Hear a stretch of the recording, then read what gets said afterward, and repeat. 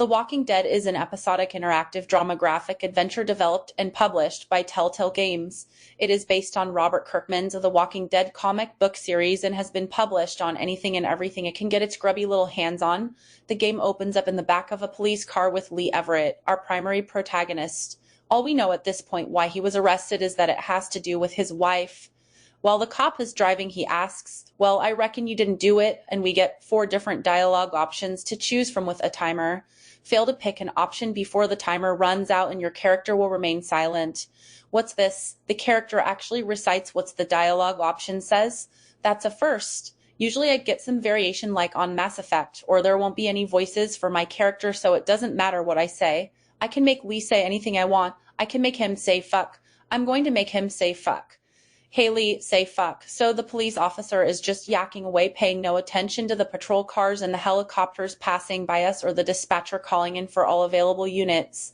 Eventually, his inability to keep his eyes on the road bites us both in the ass as a zombie walker strolls up along the road and causes us to crash. Let's recap. I'm handcuffed. My leg is broken. I still don't know what I was arrested for. Probably had the Bonnie and Clyde thing going on with the missus and she left me to the police. I'll deal with that later. I'm about as useful as Lee is himself at this point. I'm just crawling back, trying to get away and find a shotgun shell. A hell of a lot of good that does me without a shotgun. I could throw it at the walker. Can I throw it at him? No? I didn't think so. I wouldn't survive the zombie apocalypse. Guys, I'm not that observant. Because right after I get my first game over, I thought to myself, that's right to my left, isn't it? And sure enough, it was. Oh, and this is one of those games that tell you you're dead on the game over screen. Nice. It's easy to see this whole thing transpiring in real life, being in a hurry to get something you need with your life on the line and messing up more than you'd like to admit. Right after I finally get my hand on the shotgun, I lose the shotgun shell and have to snatch it up with zombie cops still closing in. Get used to dropping things. I just put the shell in the shotgun, load her up, aim at the walker's head, and then fire. And that's pretty much it for the first walker encounter. Our next big moment comes when we find supporting character Clementine, house after being chased by a group of walkers who are lured to you at the sound of the gunshot and the smell of fresh blood. I'll take this chance to go over how we move in this game a little more restrictive than we're used to. Can't move the camera around much either. You can only go where the cursor will go. I feel confined, like I'm in a tight space or something. Since it's like a storybook, exploration and choices are more important than action and harder too. QuickTime events are better implemented as well and don't feel out of place. The closest I play to a game like this would be The Longest Journey and Dreamfall, although The Walking Dead feels more thorough. The first real tug on my heartstrings happen at Clementine's house, and the drama is persistent throughout the course of the game, so much so that I chose to be quiet in one scene and scared Clementine. I can't tell you how many times this game managed to make me feel like shit even when I made decisions based on sound logic, or times where I saw the timer counting down and couldn't decide what to say. Even if someone pissed me off or did bodily harm to the group, the game somehow found a way to make me feel bad for them. Everyone in the main cast feel like real people, which only makes certain moments all the harder. I'd rather try to shoot walkers from a first-person perspective and button mash than have to make those life-altering choices. At least during the first playthrough, some of it loses its impact when you play it again. More on that later. We have a couple of moments where it's an either or choice and you don't have much time to decide. I know at least one of them will get you a game over if you neglect to make a choice, which is kind of disappointing when you think about it. For a game where choices are important and the consequences are heavy, you'd think the game would punish you with more guilt each time you fail to make a choice. That said, I'm sad to say that a lot of the time your choices don't matter anyway. The changes throughout the story are minor. The first time the game made me choose between Ducky and Sean, I went with Duck. Just the way I was raised. When things get bad, look after the kids first.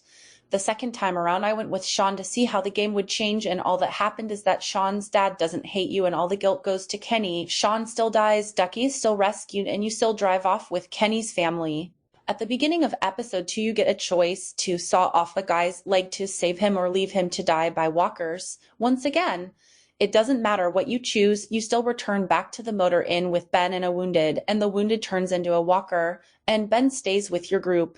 The story still has a definite narrative it needs to tell, and your decisions only make up a small part of that. Choosing between Doug or Carly has more of a difficulty change than anything else. Picking Carly makes the game a lot more easier in episode 2 and 3 when you're being attacked by walkers because Carly has the gun. Doug sets up an alarm and uses a laser pointed to help you, but dealing with the walkers in the latter 2 episodes are harder as a result. I think it would have meant more if you could actually save Sean and end up at the drugstore with him and Herschel instead of Kenny's family. I know they were following canon with this bit, but then why give you a choice at all? At the beginning of episode 2, your decision should be able to save the teacher and his students or leave them all to die. I can think of a certain dinner scene that would mean a hell of a lot more if the person in question already had his leg cut off with an axe than just inserting a new character at the last minute to be used as fodder. And if you wait too long to save either Doug or Carly, you should have to live with both of them being dead. I know it's probably strange I'm advocating for more drama in a game that probably won a most depressing game of 2012, but if the whole point is changing based on how you play, I'd like to not feel like I'm playing the same game each time. Episode 3 introduces a first-person shooting element by taking you behind the crosshairs of a gun. At first I thought I was just being a lousy shot during this scene, but turns out it was the game's programming keeping me from taking out most of the walkers, as it only wanted you to choose to kill the girl or leave her behind.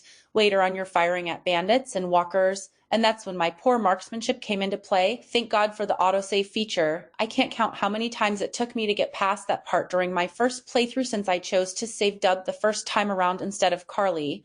The right analog stick got me killed more times than anything else. When it isn't my aiming giving me hell, it's either that or the damn camera. Clementine would have been a goner in episode 4 if it wasn't for Chuck. The FPS elements can go crawl in a hole and die for all I care. Another thing I hate is the way hand-to-hand fighting is played out in this game. You need to look around for the right spot to click on by the hands and do it before the other guy can clean your clock. I didn't know where to look the first time, so Kenny kicked my ass in that train, and when I did know where to look, I wasn't fast enough and nearly got my head smashed in by Molly. Then there are moments where you're performing a running jump and need to click on the person's hand before you make that leap. I fell to my death, guys. I survived walkers 3 episodes straight just to fall to my death from a badly timed jump. Can I just say how much I love Lee and Clem, the man who wanted a family and the girl who lost her parents? How their relationship develops is handled really well, and you have plenty of chance to help it grow yourself. If there was one thing I could never do, it was lie to Clem. She was the first one I told about Lee's past. I was always honest and direct with her, checked on her regularly, kept her fed, and I fixed a swing for her. Made me feel good. There are a lot of cutesy moments between them that left a smile on my face. Then there were the bad times, like when she ate a person because I hesitated, and when she saw me kill a guy with a pitchfork. In my defense, he was a psycho cannibal who was going to kill and eat us, but still, I felt bad all the same. The game quickly goes from being about surviving walkers to keeping that little girl safe, and I don't want to think about what I would have done to the rest of the group if the choices came between them and Clementine. The ending is the saddest and most intense ending I've experienced. Watching Clementine pick up the gun and then hearing the gunshot made my heart skip a beat, and believe it or not, watching her just leave Lee there made me feel worse.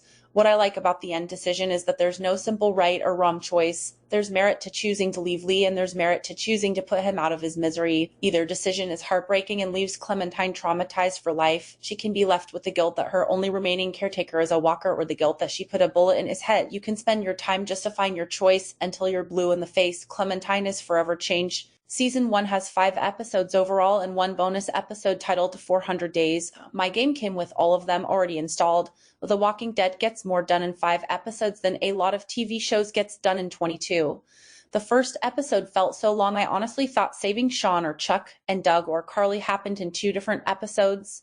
All of the main characters are fleshed out and get their chance to shine, and then they're murdered. Even the star of the game isn't safe. While Telltale really were the perfect developers to make a Game of Thrones game, even 400 Days has good character development, and they didn't get as much screen time as the other characters did. Shel and Becca are the ones that really stuck out to me, and part of that is because they have each other to bounce off of. Shel is the bigger, nicer, more sensible sister, and Becca is the younger, rash, rebellious sister. It just works. Their scenario had the biggest impact on me because of Roman, fuck you Roman, forcing me to kill a friend because they betrayed us. I don't like people making me feel like I don't have a choice, so the moment I saw the car keys I took off in the RV. Give me the choice between the gun and the RV. I'll pick the RV every time. It's like what Lee said to Kenny back in episode 1, you didn't have a choice. You think you do when you look back on it.